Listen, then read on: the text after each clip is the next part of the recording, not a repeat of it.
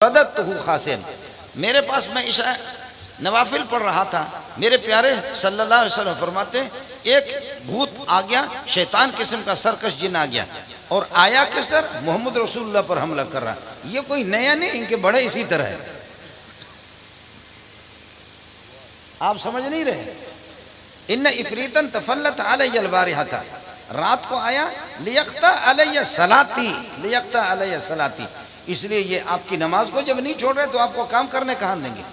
نبی پر نماز کی حالت میں بھی حملہ کر رہے ہیں۔ لیقطع علی صلاتی فامکننی اللہ منہ، اللہ نے مجھے اس پر یہ کہ کنٹرول دیا، قابو پا لیا میں نے اس کو، اور فاخذتہ، پکڑ لیا میں نے اس کو، فاردت ان اربطہ بساریۃ من سوار المسجد، مسجد کی پلر کے ساتھ میں اس کو باندھنا چاہ رہا تھا، لیکن پھر بھائی جان کی دعا مجھے یاد آ گئی۔ حضرت سلیمان نے فرمایا رب هب لی ملکا لا ينبغی لأحد من بعدی، اللہ مجھے ایسی حکومت دے دینا کہ کائنات میں یہ حکومت آپ نے کبھی کسی کو نہ دی ہو، جنات پر حکومت کرے۔ ویسے بخت نصر الباہلی نے پوری کائنات پر حکومت کی، کافر ہے، جنات پر اس کی حکومت نہیں تھی۔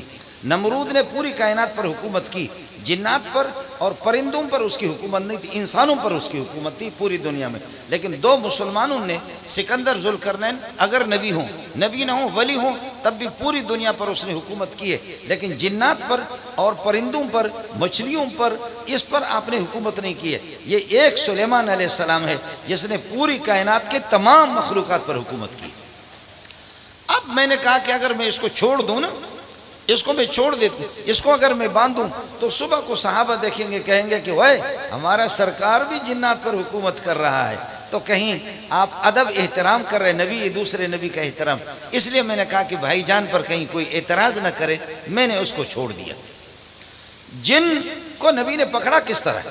جبکہ قرآن کہہ رہا ہے انہو یراکم ہوا، جن آپ کو دیکھتا ہے، وقبیلہ، اور اس کے جو پارٹی والے ہیں وہ بھی آپ کو دیکھتے ہیں، من حیث لا ترون، آپ دیکھ نہیں سکتے۔ تو یہ حکم سب کے لیے عام ہے، تو نبی نے کیسے دیکھا، پکڑا اس کو کس طریقے پر؟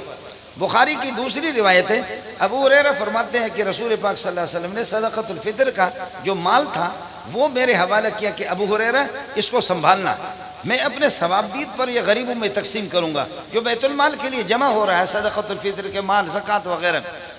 میں سنبھال رہا تھا، نگرانی کر رہا تھا کہ ایک بڈھا آ گیا، بڈھا آ گیا، اور وہ بڈھا آ گیا اور وہ چوری کر رہا تھا، میں نے اس کو پکڑا، میں نے بڈھے، یہ بخاری کی روایت سنا رہا ہوں، میں نے بڈھے کو پکڑا، میں نے کہا چھوڑوں گا نہیں آپ کو، آپ چوری کے لیے آ رہے ہیں؟ کہنے لگے چھوٹے چھوٹے میں نکیاں ہیں، چھوٹے چھوٹے بچے ہیں، مجبور ہوں، کیا کروں؟ عزت مند انسان، کہاں عزت مند انسان، حالانکہ تھا جن، عزت مند معزز چوری کہاں کرتا ہے، میری مجبوری ہے۔ یہ بخاری کی روایت آپ کو سنا رہا، مجھے چھوڑ دو میرے چھوٹے چھوٹے بھائی، آئندہ کے لیے میں نہیں کروں گا۔ میں نے اس کو چھوڑ دیا۔ صبح کو نبی کے درس میں گیا تو پیارے نے فرمایا، مسکرا کر کے فرمایا، ابو ہریرہ وہ تیرے اس مہمان کا کیا ہوا؟ وہ جو رات کو، نبی اس کو کہتے ہیں، سمجھے؟ اور ہمارے جو نبی بنتے شلوار پہ پاخانہ بھی کرتے، ان کو پتہ ہی نہیں چلتا کہ شلوار گندا ہے۔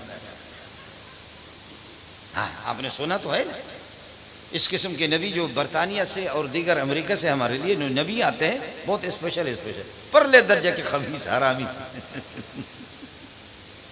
اس کو نبی کہتے ہیں۔ المعجزۃ امر خارق للعادۃ قصد به اظہار صدق من ادعى انه رسول اللہ صلی اللہ علیہ وسلم، معجزہ ہے یہ میرے نبی کا۔ ابو ہریرہ کیا ہوا رات کو آپ کے ساتھی کا؟ میں نے کہا حضرت ایک بڈھا آ گیا اور مجھے ترس آ گیا، واقعتاً میں نے پکڑا، محمد قربان جاؤں تیرے پیشین گوئیوں پر، آپ کو کیسے پکڑا؟ پر میں خیال کر رہا ابو ہریرہ واپس آئے گا، پھر رات کو پھر آ گیا، آدھی رات کو پھر میں نے پکڑا، کہا اللہ واسطے اس کے بعد ایسے بکواس نہیں کروں گا، ہمارے بلوچ کہتے ہیں منگو واڑتا ایشی رندہ چون کارمن نہ کنا، میں نے گند کھایا، غلاظت کھائی، اس کے بعد میری توبہ میں نہیں کروں، مجھے ترس آئے، میں نے چھوڑ دیا۔ آپ نے فرمایا کہ ما فعل اسیروں کا، کہ آپ کی وہ قید، میں نے کہا حضرت مجھے ترس آ گیا، پھر فرمایا خیال کرنا آ جائے گا۔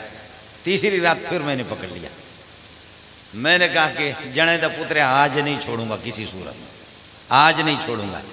کہنے لگے کہ آپ کو اصل بات بتا دوں، میں جن ہوں، میں شیطان ہوں، اگر آپ چاہیں کہ ہم سے آپ کی حفاظت ہو جائیں، مجھے چھوڑ دو، ایک وظیفہ بتاتا ہوں آپ کو، وظیفہ کیا ہے؟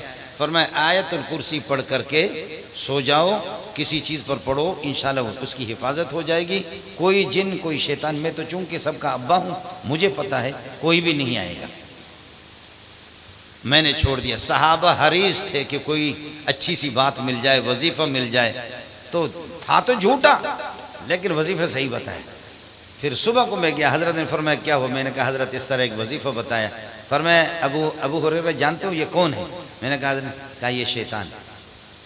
لیکن یہ بات اس نے صحیح کی ہے کہ آیت الکرسی پڑھو، یہ وظیفہ صحیح بتایا ہے، اللہ کا کلام ہے، پڑھ لو۔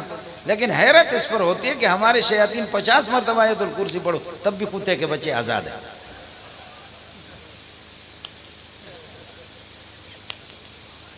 آپ کو سمجھ میں نہیں آیا؟ ہمارے ہاں 50 مرتبہ اگر آپ پڑھیں آیت الکرسی تب بھی کیا ہے؟ آزاد ہے۔ ان کو چھوڑا کس نے؟ وہ آپ کو بھی پتا ہے، مجھے بھی پتا ہے۔ آیت الکرسی، وہ ایک ہمارے شاگرد لٹ گیا بلوچ کالونی پہ، چوروں نے بارات لے کر کے جا رہے تھے، وہ آ کر کے چوروں نے خواتین کے زیورات بھی لوٹی، اور اسی طریقے پر یہ کہ موبائل، پیسے، سب کچھ، یہاں تک کہ ماں بہنوں کی بالیاں، بلوچ کالونی مین روڈ پر شارع فیصل پر انہوں نے لوٹ لیا۔ تو اس نے مجھے کہا کہ استاد جی میں کئی دفعہ خود بھی لوٹ چکا ہوں، اب ہماری خواتین کو بھی لوٹ لیا، استاد جی کوئی دم تو بتا دو۔